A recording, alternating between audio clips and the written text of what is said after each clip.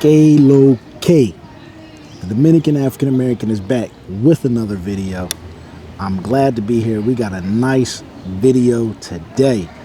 This is going to be about the similarities that I noticed between African Americans and Dominicans. Disclaimer, I lost my windbreaker in New York. I just came back from the Puerto Rican parade.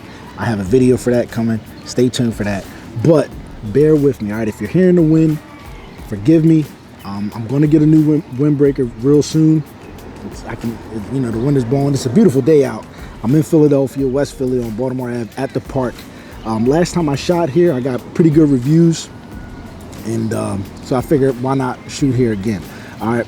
So, like the video, comment down below, subscribe, and pick you up some merch, some traveling merch. All right. This is the good kind. It's long and it hugs the arm. All right. So you can let the guns out. All right.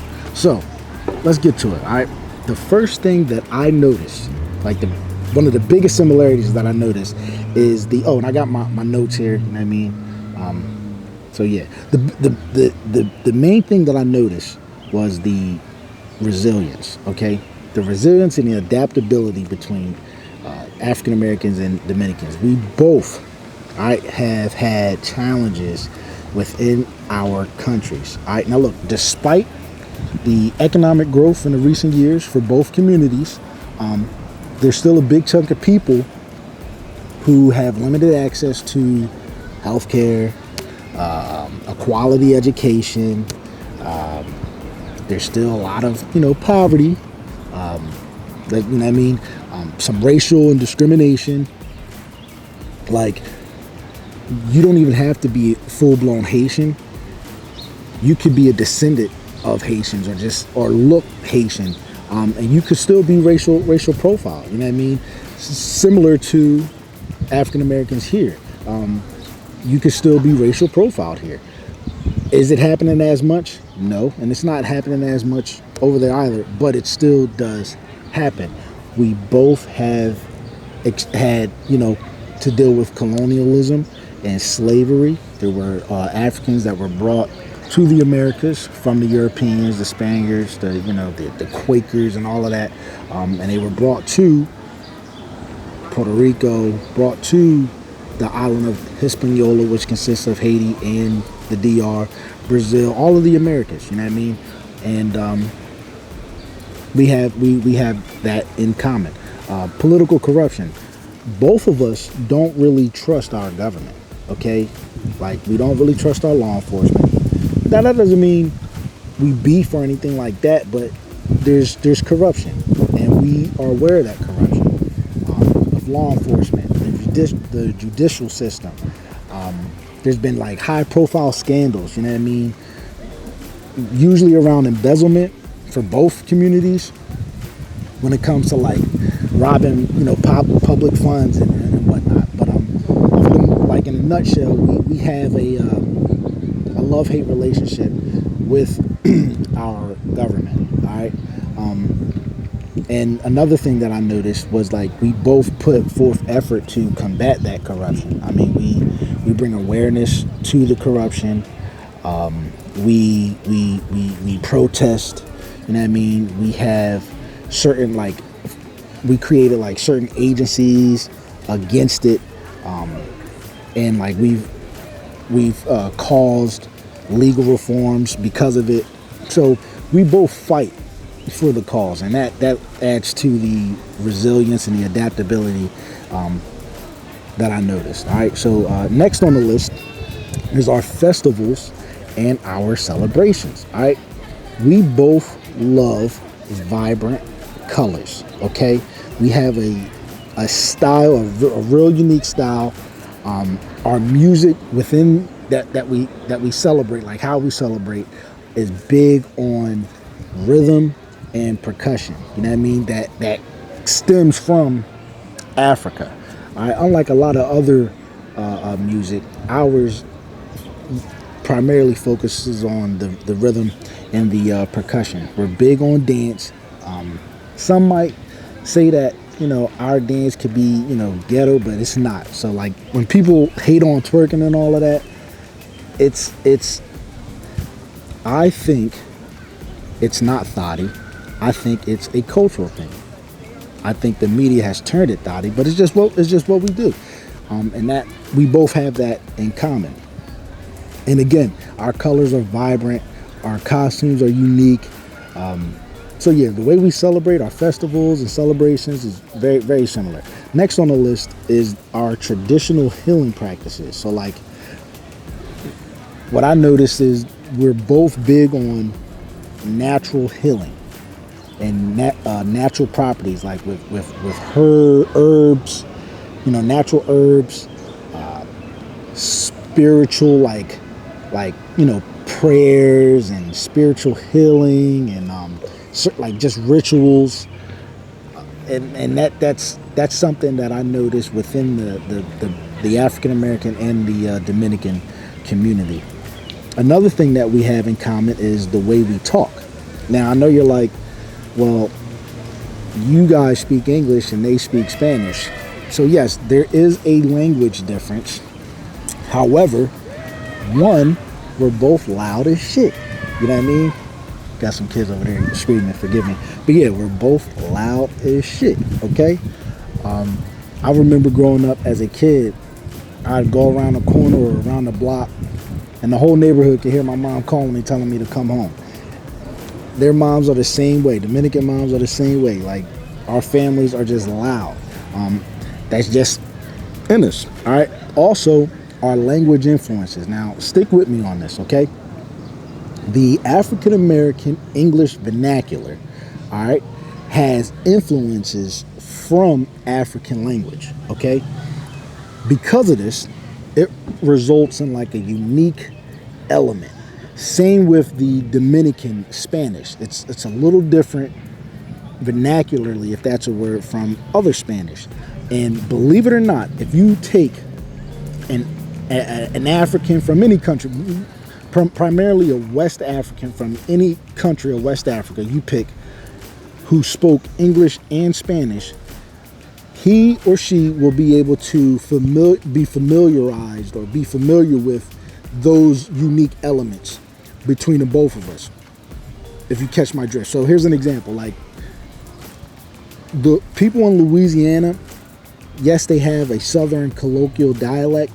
However, people from France, if they were to speak English, they can hear the different accent between somebody from Texas, North Carolina, and Louisiana, because of the French involvement during, the era of the Louisiana Purchase and all of that. Like, they can hear and familiarize with those unique elements. And the same could be said with Dominicans and African Americans. The way we talk has African influences in it. All right, and again, the French had Louisiana for like 100 fucking years. You know what I mean? So like it left an imprint on Louisiana. Okay. Another thing, which kind of goes back to the celebration and festivals and our music, is like our urban fashion, our style. Now,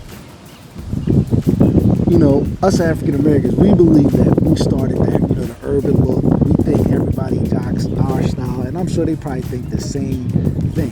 You know what I mean? But let's face it, we dress very similar. Our urban style is very similar. Urban, okay? Nowadays, I'm seeing, or at least in Philly, I'm seeing a lot of cats dress more hippie, more mixed with a little European. But for the most part, you can tell an urban dude by like how he dress. I'm not gonna say anything racial, but sometimes you could be like, oh, that's a black guy, or that's a, you know what I mean, because of the way they dress. With the vibrant colors, the patterns, some of the accessories. I don't really see a lot of accessories as much like I used to, but when it comes to the urban wear, European wise, yeah, but when it comes to the urban wear now, but yeah, our style is very, very similar. Next similarity that I noticed is our influence on pop culture. Okay, like, again, we both our ladies twerk. You know what I mean, both of our ladies twerk. Our dance, we flex. You know what I mean? Like, we got money, we gonna flex that shit.